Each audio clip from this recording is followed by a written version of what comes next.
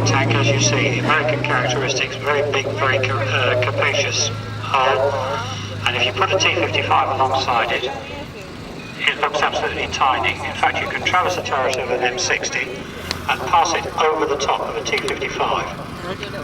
I noticed the arena crew have taken the barriers away from the water splash. I wonder why. It's a 125mm gun, as opposed to the driven by Andy, crewed by a couple of very brave young ladies.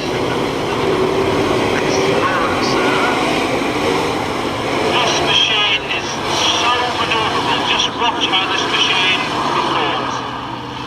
Don't anybody ever tell you the Russians are not engineers, because There are pros and cons with this vehicle, I think it's fair to say, isn't it, Mr. Fleming? Well, that's a better call you, Mr. Fleming, because I'm not having any questions to Sweden.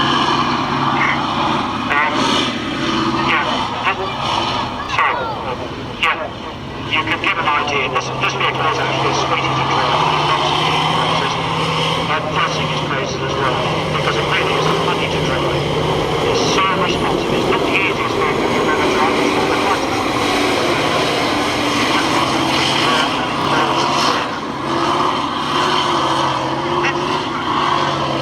this in fact is the cheap version.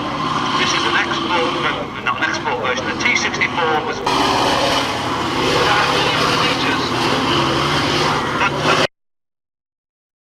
very, very manoeuvrable vehicle.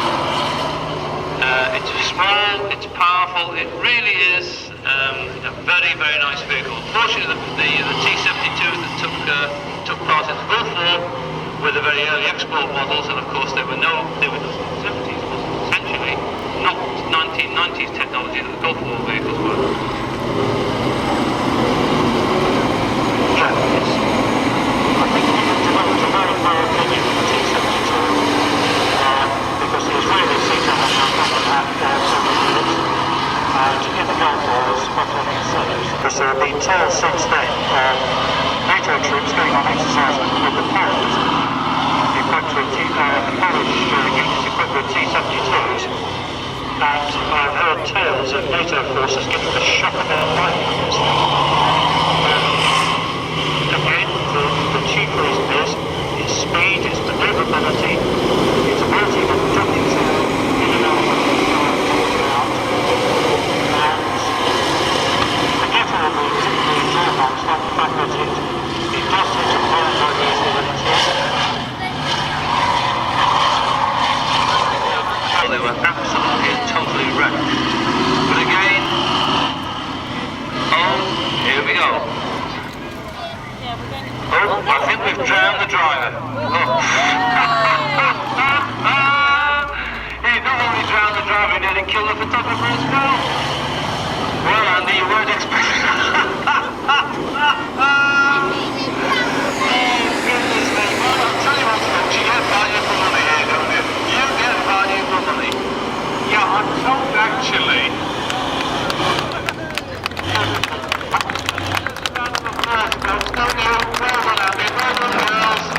Actually, Bob, I'm told Andy's theory is that if he goes through the water splash fast enough, he'll actually have driven the tank out the other side before the water lands. Every year he tries to do it. He's not managed it yet. He promised me faithfully Sarah was going to get wet, and so was Laura, but are you two as dry as you look? Yes, Sarah and Laura are dry as a bone, and Andy's drowned himself.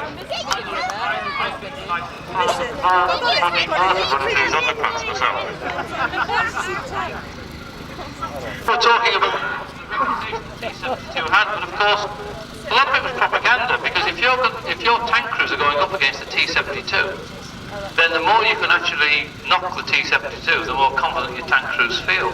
I think also, looking at the T72, you'll see the fourth road wheel is actually stuck up in the air. Have you actually got a total bar for it, Bob? Well, I'll tell you what, goes for the price now. So will those vehicle drivers who are taking part in the cavalcade, if they would like to go and man their vehicles, I'm sure we'll be starting. I'm not quite sure what the time is.